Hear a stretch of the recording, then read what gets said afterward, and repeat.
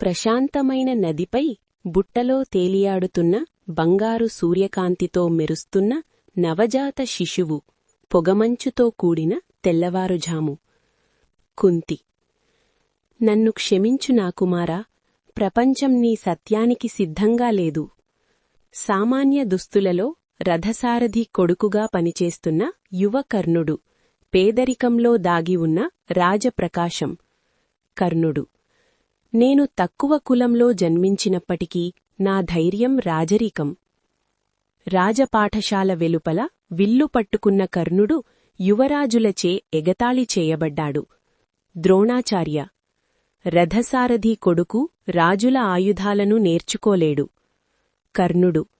అప్పుడు నా విధి నాకు నేర్పుతుంది.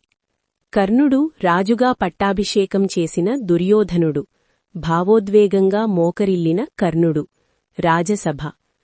దుర్యోధనుడు. ఈ రోజు నుండి నువ్వు రాజువి. కర్ణుడు. నీవు నాకు గౌరవమిచ్చావు, నా జీవితం నీది. కర్ణుడు ఇంద్రుడికి కవచకుండలాన్ని మారువేషంలో దానం చేస్తున్నాడు. ప్రశాంతమైన ధైర్య వ్యక్తీకరణ. కర్ణుడు. నా మరణం గౌరవాన్ని ఇస్తే నేను దానిని అంగీకరిస్తాను. సూర్యాస్తమయ సమయంలో కృష్ణుడు కర్ణునికి సత్యాన్ని వెల్లడిస్తూ, కృష్ణుడు.